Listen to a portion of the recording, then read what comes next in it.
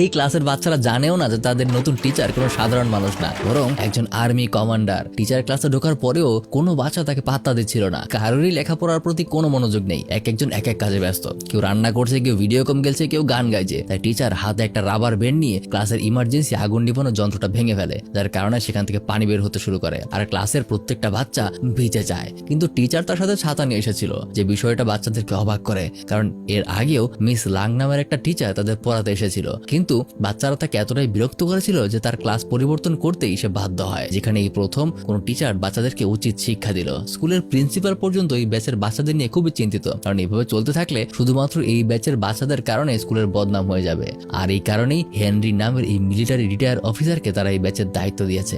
পরদিন হেনরি যখন ক্লাসে ঢুকতে ধরে, তখনই বাচ্চাদের তৈরি করে একটা ট্র্যাবে এসে পা দিয়ে বসে। কিন্তু মিলিটারিতে এইসব বিষয় তার জন্য খুবই সাধারণ, তাই বাচ্চাদেরই ফাঁদে তার কিছুই হয় না, বরং যারা এটা তৈরি করেছে তাদেরই অবস্থা খারাপ হয়। তারপর হেনরি তাদের ক্লাস নেওয়ার চেষ্টা করে, কিন্তু বাচ্চাদের প্রত্যেকে একসাথে তাদের বেঞ্চে হাত দিয়ে আওয়াজ করতে থাকে আর চেষ্টা করে যেন টিচার ক্লাস বাদ দিয়ে দেয়। কিন্তু সে সবার প্রথমে সবাইকে শান্ত করে আর ক্লাসের জ্যাক নামের একটা ছেলেকে ব্যাগ থেকে সিগারেটের প্যাকেট বের করে। বাকিরা মনে করছিল হয়তোবা সে তাদের পানিশ করবে, কিন্তু না, সবার বেঞ্চে একটা করে সিগারেট রেখে দেয় আর কথার ছলে তাদের বোঝাতে শুরু করে যে এর ভিতরে কি কি আছে আর এর মাধ্যমে ফুসফুসের কতটা ক্ষতি হয়। আর এখানে হেনরি এমন করে কৌশল খাটায় যেখানে বাচ্চারা প্রথম কোন টিচারের কথা মন দিয়ে শুনতে শুরু করে, আর তার এসব কথা সব থেকে বেশি ইফেক্ট করে জ্যাক নামের সেই ছেলেটাকেই।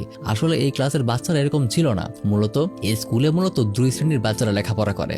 একটা ব্যাচে ধনী পরিবারের বাচ্চারা পড়ে, যাদেরকে কখনোই তাদের ভুলের জন্য শাস্তি দেওয়া হয় না। আর একটা ব্যাচ হলো গরিব ছেলে মেয়েদেরকে, যারা কোনো ছোটখাটো ঝামেলা করলেও তাদেরকে কর্তৃপক্ষ সাসপেন্ড করে দেয়, এমনকি জরিমানা করে। মূলত এই বৈষম্যের কারণেই তারা বিরক্ত হয়ে আজ এইরকম আচরণ করছে। তেমনই একবার ধনী ব্যাচের একদল ছেলের সাথে তাদের ব্যাচের জ্যাক আর তাদের বন্ধুর মারামারি লেগে যায়। অবশেষে তাদেরকে ছাড়ানো হয় আর জানা যায় কর্তৃপক্ষ তাদের মধ্যে থেকে 5 জনকে 1 মাসের জন্য সাসপেন্ড করেছে। কিন্তু ধনী ব্যাচের বাচ্চাদের কর্তৃপক্ষ কোনো শাস্তি দেয়নি। এসব দেখে হেনরি সেই 5 স্টুডেন্টের ব্যাকগ্রাউন্ড সম্পর্কে জানতে শুরু করে।